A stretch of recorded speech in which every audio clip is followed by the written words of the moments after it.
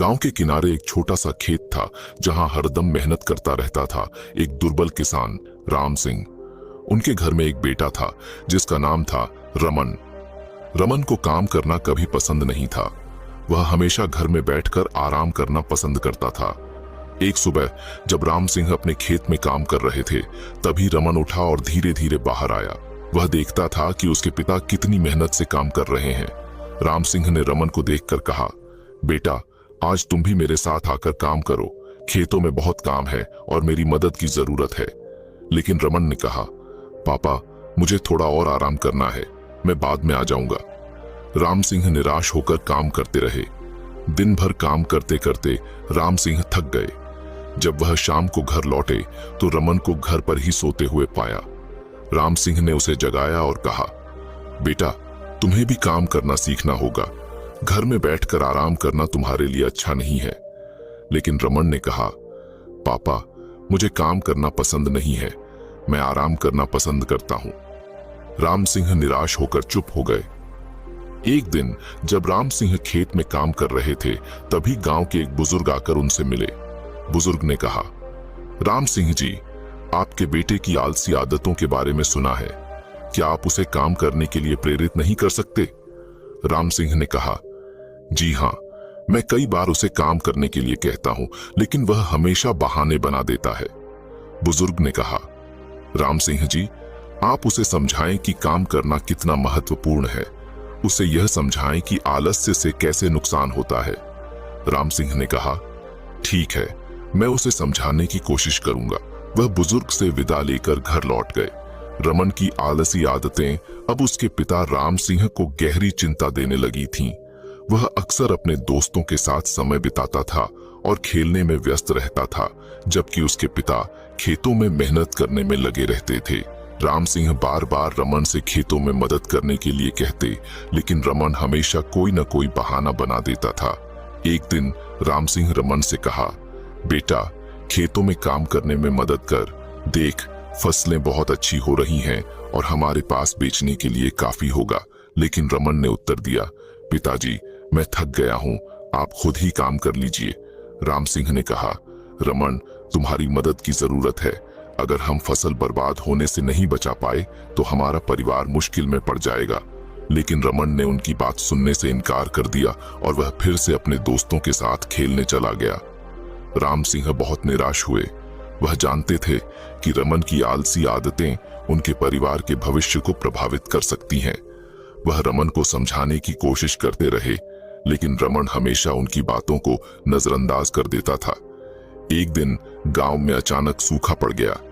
धीरे धीरे खेतों में फसलें सूखने लगीं और किसानों के चेहरों पर चिंता छा गई। राम सिंह परेशान होकर रमन के पास आए और कहा, रमन, देखो, हमारी फसलें बर्बाद होने लगी हैं। अब हमें तुरंत काम करना होगा, नहीं तो हमारा परिवार मुसीबत में पड़ जाएगा। लेकिन रमन ने फिर से उनकी बात सुनने से इनकार कर दिया।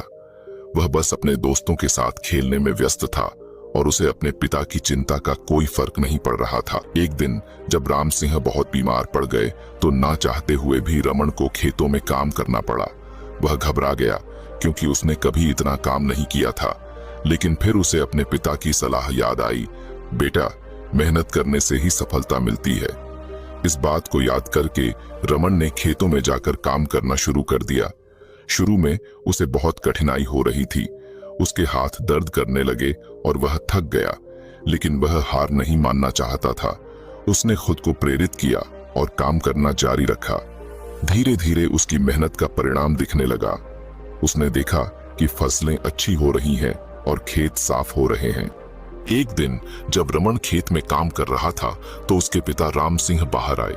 राम सिंह बहुत प्रसन्न थे देखकर कि उनका बेटा मेहनत कर रहा है। उन्होंने रमन से कहा, बेटा, मैं तुम्हारी मेहनत देखकर बहुत खुश हूं। तुमने मेरी बात मानकर काम करना शुरू कर दिया है। मैं जानता हूं कि शुरू में तुम्हें कठिनाई हो रही होगी, लेकिन अब तुम्हारी मेहनत का फल दिखने लगा है।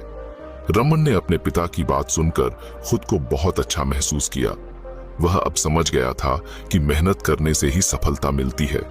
उसने अपने पिता से माफी मांगी और कहा, पिताजी, मैंने आपकी बातों को नहीं माना और आलस्य में डूबा रहा, लेकिन अब मैं समझ गया हूं कि आप सही थे। मेहनत करने से ही हम अपने लक्ष्यों को प्राप्त कर सकते हैं। राम सिंह ने रमन को गले लगाया और कहा, बेटा, मैं तुम्हारी इस बदलाव से बहुत खुश हूं। तुमने अपने आलस्य को छोड़कर मेहनत करना शुरू कर दिया है। अब तुम्हारी फसलें अच्छी हो रही हैं और गांव में खुशहाली लौट आई है। मैं जानता हूं कि तुम्हारी यह सफलता तुम्हारी मेहनत का ही परिणाम है। रमन ने अपने पिता की बातों को ध्यान से सुना और उन पर गौर किया। वह अब समझ गया था कि मेहनत के बिना कोई भी सफल नहीं हो सकता। उसने अपने आलस्य को छोड़कर खेतों में काम करना जारी रखा और धीरे धीरे उसके मेहनत का फल दिखने लगा। गांव के लोग भी रमन की मेहनत और उसकी सफलता से प्रभावित हुए। वे उसकी तारीफ करने लगे और कहने लगे, देखो, रमन ने अपनी आदतों को बदल दिया है और अब वह एक सफल किसान बन गया है। उसकी मेहनत का फल उसे मिल रहा है। एक दिन गांव के मुखिया रमन के पास आए और उससे कहा, रमन, तुमने अपने जीवन में बहुत अच्छा बदलाव किया है। तुम्हारी मेहनत और जिम्मेदारी का हम सब गवाह हैं। तुमने हमें यह सिखाया है कि कैसे एक व्यक्ति अपने जीवन में सकारात्मक बदलाव ला सकता है।